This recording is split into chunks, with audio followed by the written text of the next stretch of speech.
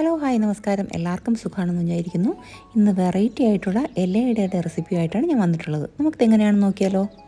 ഞാൻ ഈ സ്നാക്സ് ഉണ്ടാക്കാൻ വേണ്ടിയിട്ട് ഒരു ക്യാരറ്റിനെ എടുത്തിട്ടുണ്ട്. ഒരു ക്യാരറ്റിനെ ഞാൻ ചെറുതായിട്ട് കട്ട് ചെയ്തിട്ട് ഒരു വിസിൽ അടിച്ചിട്ട് എടുക്കാമെന്ന് കരുതി. പിന്നെ അല്ലെങ്കിൽ ആവിയിൽ വേവിച്ചിട്ടായാലും കുഴപ്പമില്ല. ഇതാകുമ്പോൾ കുക്കറിലിട്ട് ഒരല്പം വെള്ളം ഒഴിച്ച് ഒരു വിസിൽ അടിക്കുമ്പോഴത്തേക്ക് പെട്ടെന്ന് ഇതൊന്ന് വെന്ത് കിട്ടും. നമുക്കപ്പോൾ പെട്ടെന്നൊന്ന് മാഷ് ചെയ്തെടുക്കാൻ എളുപ്പമാണ്.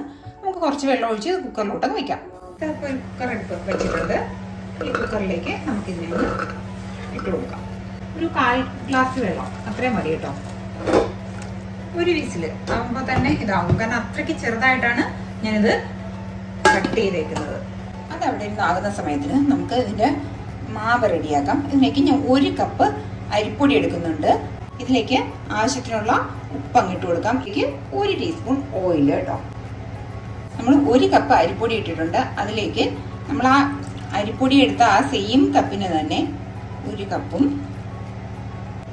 ഒരു 1/4 കപ്പും കൂടി വെള്ളം ഒഴിച്ചു കൊടുക്കാം. സാധാരണ നോർമൽ വാട്ടറാണ്. എന്നിട്ട് കൈകൊണ്ട് തന്നെ ഇതിനെ ഒന്ന് യോജിപ്പിച്ചു കൊടുക്കുക. നമ്മൾ അടുപ്പിലൊന്നും അല്ല വച്ചേക്കുന്നത്, അപ്പോൾ കൈകൊണ്ട് തന്നെ ഞാനിത് യോജിപ്പിച്ചു കൊടുത്തിട്ടുണ്ട്. ഗ്യാസ് ഓൺ ചെയ്ത് ഇതിനെ അടുപ്പിലോട്ടങ്ങ് മാറ്റാം. അപ്പം ഞാൻ അടുപ്പിലോട്ട് വെച്ചിട്ടുണ്ട്. ഇനി ഇത് ഒന്ന് നമ്മൾ പതുക്കെ ഇപ്പം ഇതാ നമ്മുടെ മാവൊക്കെ കറക്റ്റ് പരുവായിട്ട് വന്നിട്ടുണ്ട്. ഇതേപോലെ ഇങ്ങനെ ഉരുട്ടി എടുക്കണ ഒരു പരുവാവണം.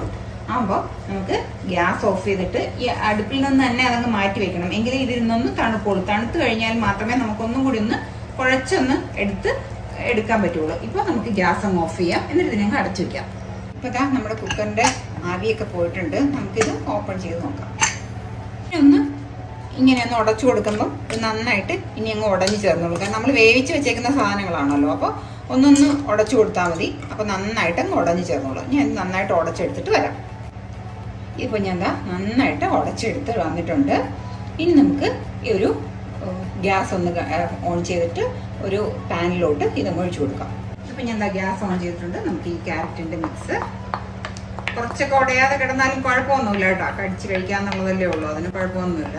ആ വെള്ളത്തോട് കൂടി തന്നെയാണ് ഞാൻ ഉടച്ചേക്കുന്നത്. അതാണ് കുറച്ച് വെള്ളത്തിന്റെ അംശം ഉള്ളത് കേട്ടോ.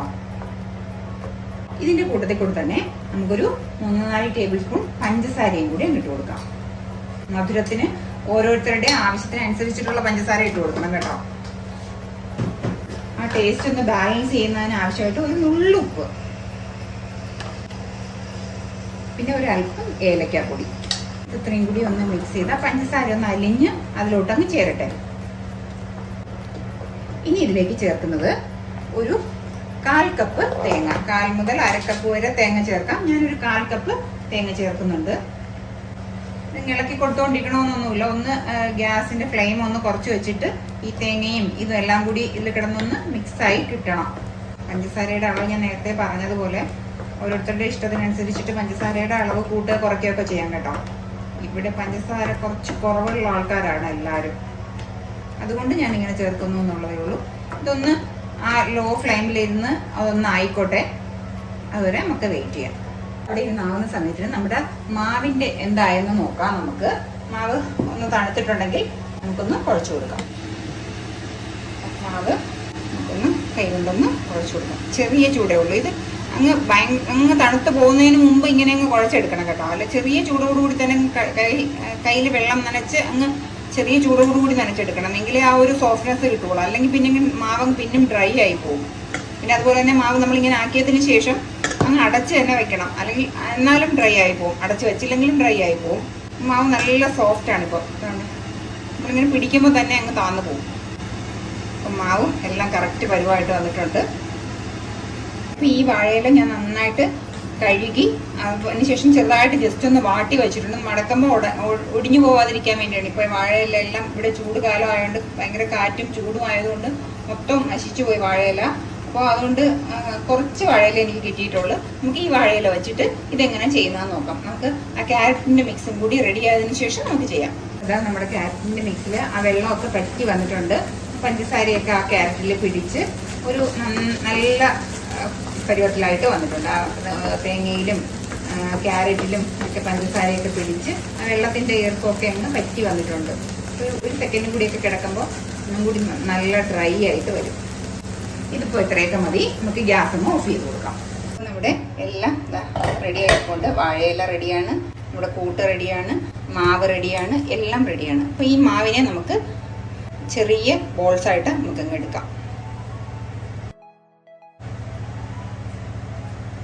തീരെ നൈസായിട്ട് ഇങ്ങനെ ഒന്ന് പരത്തി കൊടുക്കണം കേട്ടോ. ഇതൊന്ന് നന്നായിട്ട് പരത്തി എടുത്തിട്ടുണ്ട്. ഇനി നമുക്ക് ഈ എടുത്ത് വെച്ചിരിക്കുന്ന ഫില്ലിങ്ങിൽ നിന്ന് കുറച്ച് ഫില്ലിങ് ഇതിലേക്ക് വെച്ച് കൊടുക്കാം. ക്യാരറ്റൊക്കെ കുട്ടികൾക്കൊക്കെ ആണെങ്കിൽ അല്ലാതെ കഴിക്കാനായിട്ട് വലിയ പാടായിരിക്കും. അപ്പോൾ ഇങ്ങനെയൊക്കെ ഉണ്ടാക്കി കൊടുക്കുമ്പം അവർക്ക് ഇഷ്ടമാവുകയും ചെയ്യും, എന്നാൽ ഒരു വെറൈറ്റി ആയിട്ടുള്ള പലഹാരം ആവുകയും ചെയ്യും.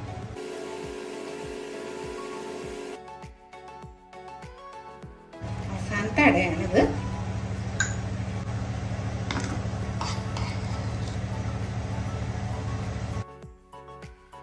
ഞാൻ അടിയിലത്തെ തട്ടൊന്ന് കമഴ്ത്തി വെച്ചേക്കാണ് ചെയ്യുന്നത്.